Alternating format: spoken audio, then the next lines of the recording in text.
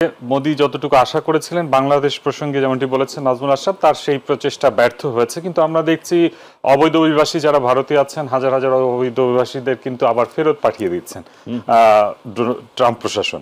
আসলে ট্রাম্পের ভারত কেন্দ্রিক যে আলোচনাগুলো আমরা দেখেছি বাণিজ্য কেন্দ্রিক আলোচনা হয়েছে মূলত। আসলে বাংলাদেশ বিষয়ে ট্রাম্পের অবস্থানটা কি ধরে নিতে পারি আমরা?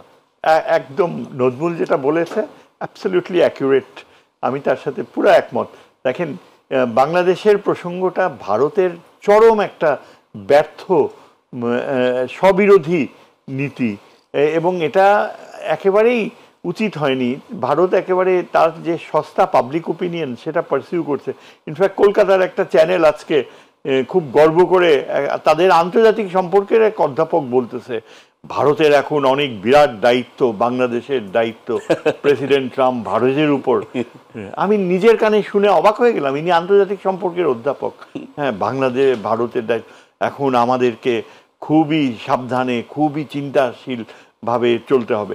কাজে এই যে স্ববিরোধিতা এবং এই যে পলায়নমুখী ভারতীয় প্রবণতা, এখন যেটা ইম্পর্টেন্ট হচ্ছে যে ওইখানে আমি এনডিটিভিতে শুনলাম, সিএনএনও একটা আলোচনায় শুনলাম যে যখন এই প্রেস কনফারেন্সটা হয়েছে তারপরই কিন্তু মোদি প্রেসিডেন্ট ট্রাম্প মোদির হাতে কাগজ তুলে দিয়েছে যে আপনাদের উপর যে ট্যারিফ আরোপ করা হচ্ছে চীনের চেয়েও বেশি, চীনের মানে সর্বোচ্চ ট্যারিফ এখন পাল্টা আমেরিকা আরোপ করতেছে ভারতের উপরে।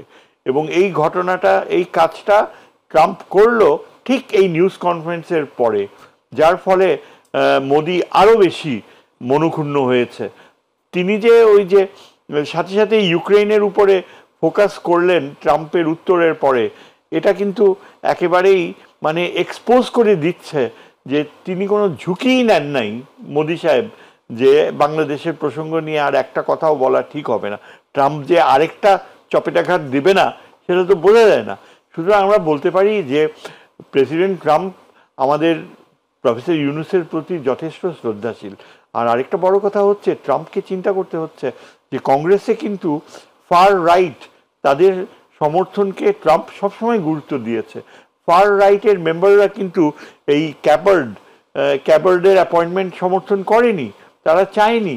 আর তারপর এই যে প্যাটেল, যাকে এফবিআই চিফ করা হয়েছে, সেই ব্যাপারে তো যে ফার রাইট উগ্র ডানপন্থী যারা, তারা আরও বেশি আপত্তি তুলেছে এবং এটা কিন্তু ওপেনলি কংগ্রেসে বোঝা গিয়েছে। সুতরাং ট্রাম্প এটা ভালো করেই জানে ভারতের যে বাস্তব পরিস্থিতি, যেখানে উগ্র ধর্মান্ধ আরএসএস সমর্থিত পররাষ্ট্র নীতি কিভাবে তারা প্রণয়ন করছে এবং বাংলাদেশ সহ পার্শ্ববর্তী পাকিস্তানের বেলায়ও কিভাবে প্রয়োগ করছে। হ্যাঁ, বাংলাদেশের বেলায় হি ইজ সেন্সিবল। এখন পর্যন্ত আমরা দেখতে পাচ্ছি যে দক্ষিণ এশিয়া প্রশ্নে তিনি ওই যে একজন অ্যাসিস্ট্যান্ট সেক্রেটারি ডোনাল্ড লুয়ের জায়গায় অ্যাপয়েন্টমেন্ট দিয়েছে, আমার ধারণা কংগ্রেসে কিন্তু সেও বাধাপ্রাপ্ত হবে এবং assistant secretary of state is very important.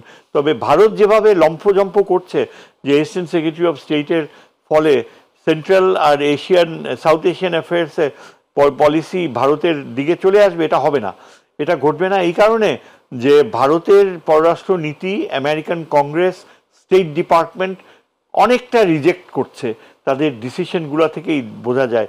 এবং এই লোক, এই ডক্টর কুমার যদি আসে, সে চাইবে আমেরিকান পররাষ্ট্র নীতির ধারাবাহিকতাকে আরও বেশি গভীরভাবে আলিঙ্গন করতে। ইউক্রেনের পলিসির ব্যাপারে ট্রাম্প যে অবস্থান নিয়েছে, এটা এখন ভিতরে ইউরোপিয়ান ইউনিয়ন সেই পথেই যাবে এবং আমার মনে হয় পুতিন তাকে G7-এ ফেরত আনতে চাইছে ট্রাম্প।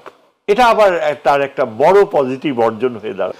জাতিসংঘের যে প্রতিবেদন আমরা দেখছি সেটি নিয়ে আমাদের বাংলাদেশের গণমাধ্যম থেকে শুরু করে আন্তর্জাতিক গণমাধ্যম সংবাদ প্রচার করছে এবং এ নিয়ে যে সুপারিশগুলো করা হয়েছে এই বিষয়গুলো নিয়ে আপনার মতামত কি? আসলে এটা বাংলাদেশের জন্য খুবই একটা ভালো খবর এবং আমাদের মাননীয় অ্যাডভাইজারের জন্য এটা একটা অত্যন্ত ওয়েল টাইমড ঘটনা যে জাতিসংঘের এই রিপোর্টটা পাবলিশড হয়েছে। এবং এই রিপোর্টের মাধ্যমে কিন্তু হাসিনা পিরিয়ডের যে বাস্তবতাগুলো, এগুলো এত পুঙ্খানুপুঙ্খভাবে করা হয়েছে এবং জাতিসংঘের একটা অফিসিয়াল রিপোর্ট যখন বের হয় তখন এটা কিন্তু আন্তর্জাতিক আইনের অংশ হয়ে যায়। অর্থাৎ আন্তর্জাতিক আইনের উৎপত্তি বলতে যে বিভিন্ন ট্রিটি, কনভেনশন, জাতিসংঘের বিভিন্ন সনদ সংক্রান্ত মিটিংগুলো সবই আন্তর্জাতিক আইন, এবং এটাও এখন এই রিপোর্টটা অফিসিয়াল জাতিসংঘের অবস্থান হিসেবে এটা আন্তর্জাতিক আইনের অংশ হয়ে গিয়েছে। ফলে আমাদের যে এই সরকার যে এখন ট্রায়াল করে যাচ্ছে, এই ট্রায়াল এখন পূর্ণ বৈধতা পেয়ে গেল, এবং যেহেতু এখানে জাতিসংঘের হিউম্যান রাইটস কমিশনের চেয়ারম্যান এসে সমস্ত ট্রায়াল প্রক্রিয়াকে সম্মতি দিয়ে গিয়েছে, ঠিক পথে রয়েছে, সুতরাং এটা ইন্টারন্যাশনাল ক্রিমিনাল কোর্টে যাওয়ার সমূহ সম্ভাবনা রয়েছে, এবং এখান থেকে আর পিছু হটার উপায় নেই। এখন বাংলাদেশের জন্য এটা এখন একটা বাধ্যতামূলক হয়ে যাচ্ছে ট্রায়ালটাকে ঠিক মতো চালিয়ে যাওয়া। তার চেয়েও আরও ইম্পর্ট্যান্ট হচ্ছে যে মার্কিন যুক্তরাষ্ট্র, ব্রিটেন এবং অন্যান্য দেশগুলো, এমনকি চীন, এই ট্রায়ালসগুলোর প্রতি এখন আস্থা রাখবে, পূর্ণাঙ্গ সততার আস্থা রাখবে। জাতিসংঘের স্বীকৃতি পাওয়া, জাতিসংঘের একটা অবস্থান নেয়া, এটা কিন্তু সবচেয়ে বড় মানদণ্ড, নৈতিকতার মানদণ্ড, এবং কোনো দেশই এটা সহজে এটা অগ্রাহ্য করতে পারবে না। আমরা এদিক থেকে দেখতে পারি যে ভারতের জন্য এই রিপোর্টটা অত্যন্ত বিপদমূলক একটা বাস্তবতা সৃষ্টি করছে, কেননা ভারত এত মাস ধরে বারবার আভাসে, ইঙ্গিতে এবং তার দ্বিপাক্ষিক সম্পর্কগুলোর ক্ষেত্রে বারবার কিন্তু আগেকার সরকারকে একটা গণতান্ত্রিক সরকার বলে আখ্যা দিয়ে এসছে। এখন এই নতুন বাস্তবতায় ভারতের অবস্থান অত্যন্ত দুর্বল হয়ে গেল। এমনকি আজকে ওয়াশিংটন থেকে ফিরে ওদের প্রধান যে পররাষ্ট্রমন্ত্রী ইউরোপিয়ান ইউনিয়নে যে এই যে সিকিউরিটি কনফারেন্স হয়েছে মিউনিকে, সেখানে তিনি উপস্থিত হয়ে তার যে ভাষণ দিয়েছে সেটা ভারতীয় এনডিটিভিতে টেলিকাস্ট করা হয়েছে। আমি যতদূর শুনলাম সেখানে দেখলাম যে জয়শঙ্কর কিন্তু সেই আগেকার মতোই হিপোক্রেসির অপবাদ দিচ্ছে ইউরোপের দেশগুলিকে। তিনি সিকিউরিটি কনফারেন্সে বলছে যে আপনারা নিজেদের বেলায় গণতন্ত্রের ক্ষেত্রে এক স্ট্যান্ডার্ড এবং আমাদের মতো দেশগুলোর বেলায় আরেক স্ট্যান্ডার্ড প্রয়োগ করেন। তখন এই কথাগুলো বলার সময় কিন্তু তিনি এটা তার অবলোকন করা উচিত ছিল যে এটা তো তার পুরনো লিটারেচার, ন্যারেটিভ। এই লিটারেচার ইউএন রিপোর্ট বের হয়ে যাওয়ার পরে এটা যে অবসোলেট হয়ে গেছে সেটা কিন্তু জয়শঙ্কর মানে অ্যাভয়েড করেছে, নেগলেক্ট করেছে। স্বাভাবিকভাবেই ইউরোপিয়ান মেম্বার্সরা তাকে জিজ্ঞেস করতে পারে যে আপনি ইউরোপিয়ান দেশগুলোকে যে অ্যাকিউজ করছেন ফর ডাবল স্ট্যান্ডার্ড, এই একই অ্যাকিউজেশন কি ভারতের বেলায় তোলা যায় না? সুতরাং এই যে একটা বাস্তবতা, এটা ইন্ডিয়াকে এখন বারবার বিব্রত করবে, তাদের অবস্থান পাল্টাতে তারা বাধ্য হবে। এবং এই যে ট্রায়ালসগুলো এখন সামনে আরও বৈধতা পাচ্ছে, এবং আমাদের প্রফেসর ইউনুসের যে আন্তর্জাতিক ক্ষেত্রে তার গ্রহণযোগ্যতাকে আরও বেশি বৈধতা দিচ্ছে, এটা একটা বাংলাদেশের বর্তমান সরকারের জন্য এটা একটা অর্জন বলা যায়। ধন্যবাদ নাজমুল আশরাফ। আমরা ট্রাম্প মোদি প্রসঙ্গে যদি কথা বলতে চাই, তাদের একটি বৈঠক হয়েছে এবং এখানে বাংলাদেশ ইস্যুতে একটি প্রশ্ন করেছিলেন ইন্ডিয়ান সাংবাদিক, সেখানে ডিপ স্টেটের সম্পৃক্ততার কথা বলেছিলেন তিনি, কিন্তু সেটি মোদি পক্ষ থেকে আমরা যদি বলি ট্রাম্প সেটি অস্বীকার করেছেন এবং এই বিষয়ে বলেছেন যে মোদি 70 বছর ধরে এই বিষয়ে কাজ করছেন, তিনি এই বিষয়টি তার হাতে ছেড়ে দিচ্ছি। আসলে এই বক্তব্য দিয়ে তিনি কি বোঝাতে চেয়েছেন এবং তাদের এই বৈঠকের কোনো প্রভাব বাংলাদেশে পড়বে কিনা? আসলে ধন্যবাদ আপনাকে। 5ই আগস্টের পর থেকে আমরা ভারতের ভূমিকা দেখছি।